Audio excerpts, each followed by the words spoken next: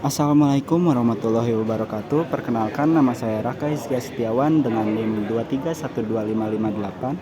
Di sini saya akan menjelaskan materi tentang sinyal kontinu dan sinyal diskrit. Mari kita pelajari dan mari kita perhatikan baik-baik. Pernah nggak sih kamu berpikir gimana caranya kita bisa mendengar suara lewat telepon, menonton video streaming, atau bahkan mengakses internet dari jarak jauh? Jawabannya ada pada satu hal yang keren, disebut sinyal. Sinyal adalah bahasa universal yang digunakan untuk merepresentasikan informasi. Kalau kita bayangkan, sinyal itu seperti kurir digital yang membawa paket informasi ke tempat yang kita butuhkan. Sinyal ini sebenarnya adalah fungsi matematis dan hebatnya dia bisa hidup di berbagai domain. Bisa dalam bentuk waktu, seperti ketika kamu mendengar musik yang mengalir dari awal hingga akhir. Bisa juga dalam bentuk frekuensi, misalnya gelombang radio yang menangkap siaran favoritmu, atau bahkan dalam domain lain yang lebih kompleks, yang biasanya hanya dimengerti oleh para ilmuwan atau teknisi. Nah, sekarang ada dua jenis sinyal utama yang perlu kamu kenal. Yang pertama, sinyal kontinu. Bayangkan, sinyal ini seperti garis yang mulus tanpa putus, mengalir seperti aliran air sungai yang tiada henti. Contohnya adalah suara manusia atau cahaya yang bergerak secara alami.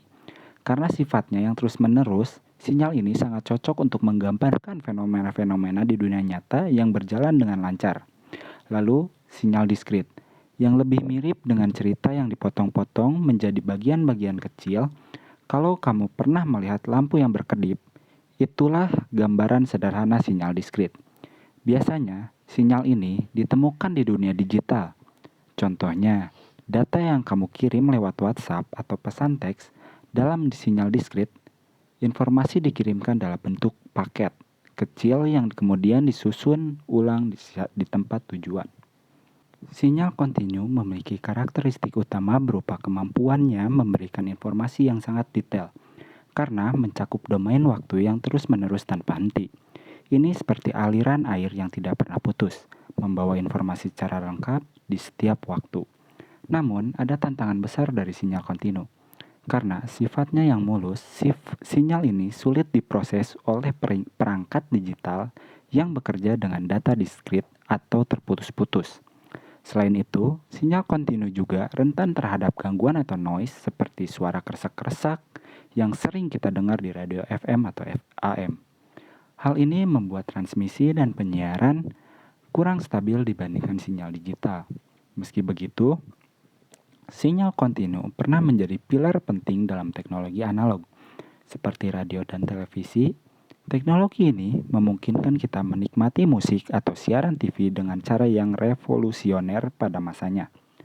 Namun, sering berkembangnya teknologi, era digital membawa efisiensi yang lebih besar melalui penggunaan sinyal diskrit, yang lebih tahan terhadap gangguan dan mudah diolah oleh perangkat modern.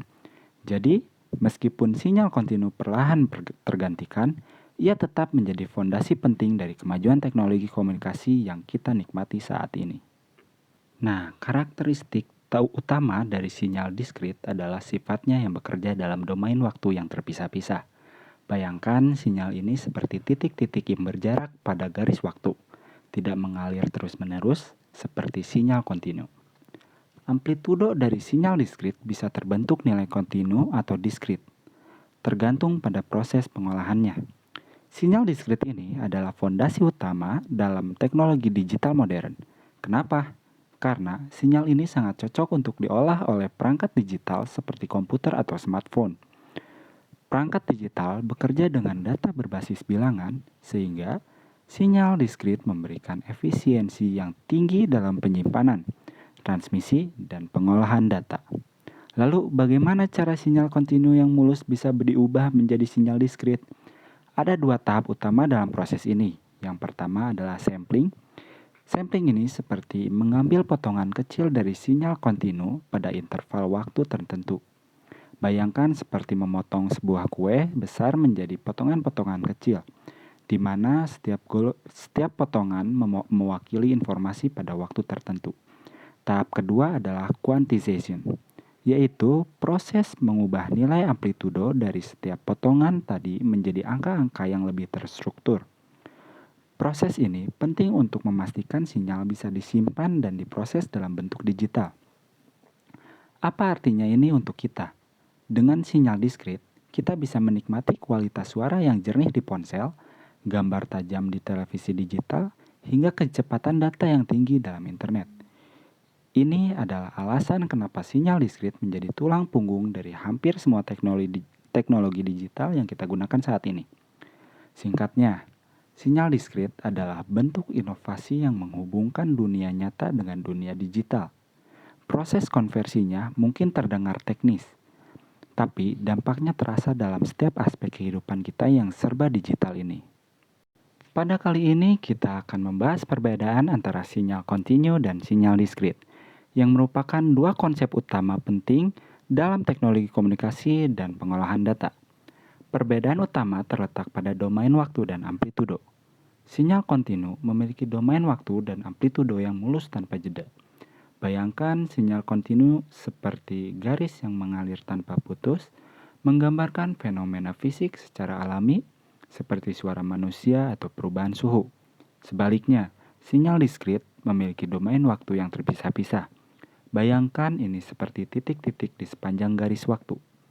Amplitudonya pun bisa berubah nilai kontinu atau diskrit, tergantung pada tahap situasi saat pengolahannya. Sinyal kontinu lebih sering digunakan untuk menggambarkan fenomena fisik di dunia nyata karena sifatnya yang alami. Namun dalam teknologi modern, sinyal diskrit menjadi lebih unggul karena lebih efisien untuk diproses oleh perangkat digital. Selain itu, ada tantangan dalam pengolahan kedua sinyal ini. Sinyal kontinu cenderung lebih sulit untuk diproses dan disimpan karena membutuhkan perangkat analog yang tidak selalu efisien. Misalnya, sinyal kontinu lebih rentan terhadap noise atau gangguan selama transmisi. Gangguan ini seringkali sulit diperbaiki karena sifat sinyal kontinu yang mulus. Sebaliknya, sinyal diskrit jauh lebih mudah diproses.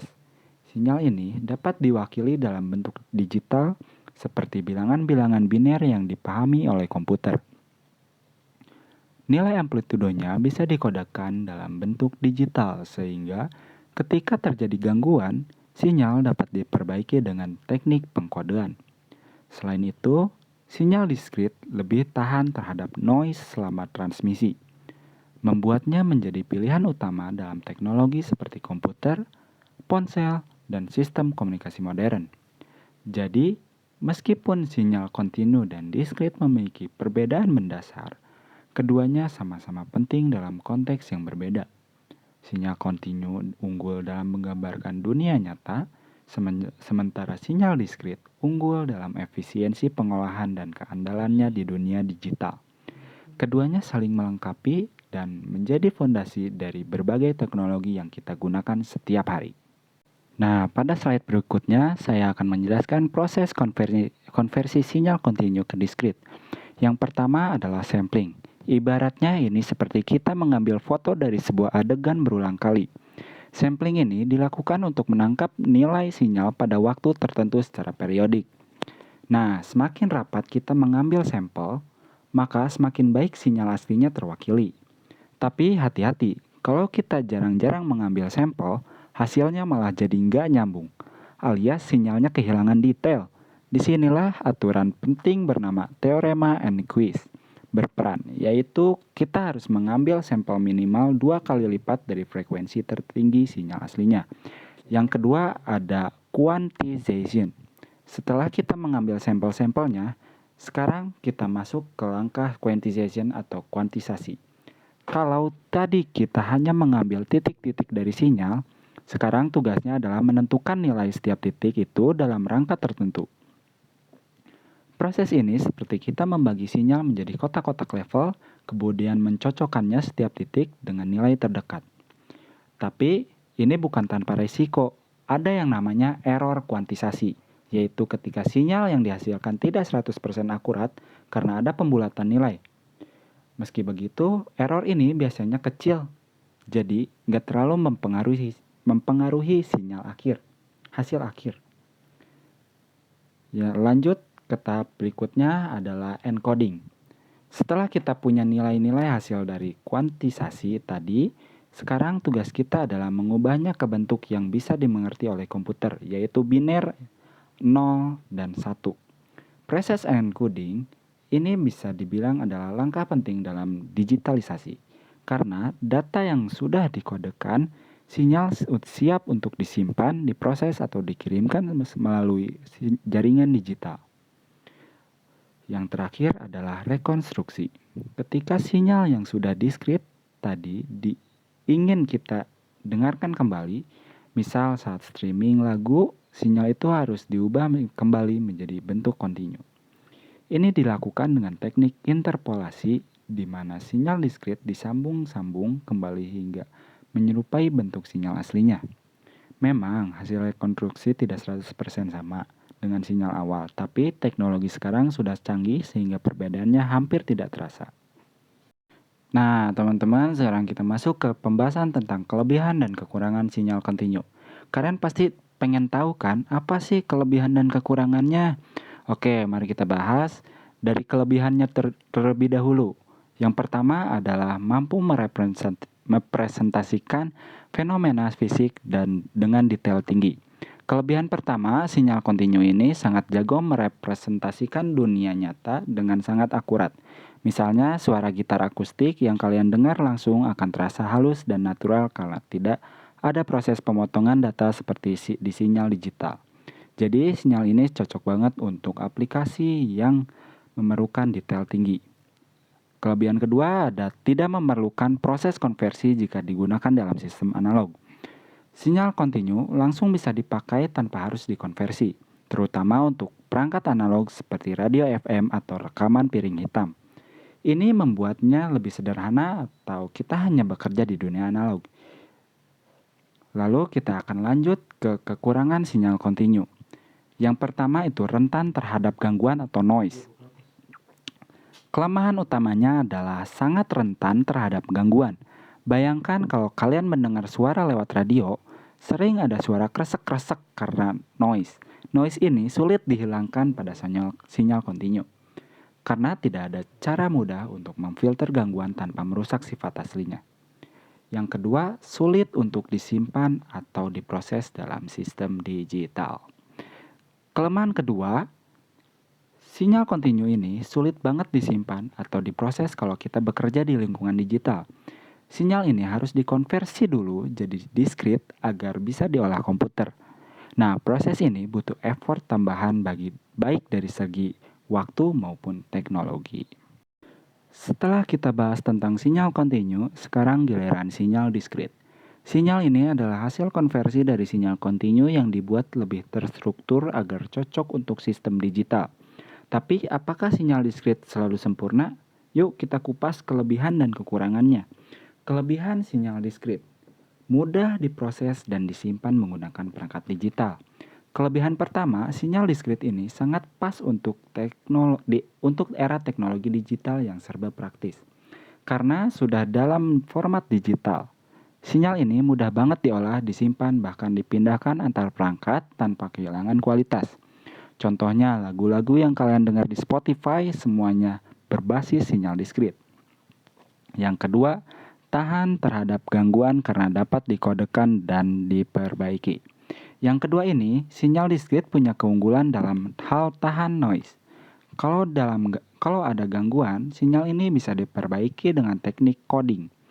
Jadi, meskipun ada sedikit error saat pengiriman data, kualitasnya tetap bisa dipertahankan. Makanya, sinyal ini sering dipakai di komunikasi digital seperti internet atau video streaming. Nah, setelah kelebihannya, aku akan menjelaskan kekurangan sinyal diskrit. Yang pertama itu kehilangan informasi jika sampling atau kuantisasi tidak dilakukan dengan benar. Namun kekurangan utamanya adalah bisa kehilangan informasi. Misalnya, kalau proses sampling atau kuantisasi dilakukan dengan frekuensi yang terlalu rendah, sinyal aslinya jadi kurang akurat. Hasilnya, suara atau gambar jadi nggak sebagus aslinya. Yang kedua, memerlukan perangkat tambahan untuk konversi ke sinyal kontinu. Kekurangan lainnya adalah sinyal diskrit butuh perangkat tambahan seperti digital to analog converter atau DAC. Kalau mau diubah lagi ke sinyal kontinu, jadi proses ini memakan waktu dan sumber daya ekstra. Kesimpulannya, sinyal kontinu dan diskrit merupakan konsep dasar dalam pengolahan sinyal yang memiliki kelebihan serta keterbatasan masing-masing. Sinyal kontinu lebih sesuai untuk merepresentasikan fenomena alamiah, sedangkan sinyal diskrit unggul dalam efisiensi pemrosesan dan transmisi data di era digital. Konversi antara kedua jenis sinyal ini memungkinkan penerapan teknologi modern, termasuk komunikasi digital, pengolahan audio-video, dan pengendalian sistem. Pemahaman mendalam terhadap sinyal kontinu dan diskrit sangat krusial untuk mendukung kemajuan teknologi dan rekayasa di masa kini. Sekian penjelasan yang bisa saya sampaikan kepada teman-teman semua. Semoga ilmu yang saya sampaikan dapat bermanfaat bagi kita semua. Sekian dari saya. Wassalamualaikum warahmatullahi wabarakatuh.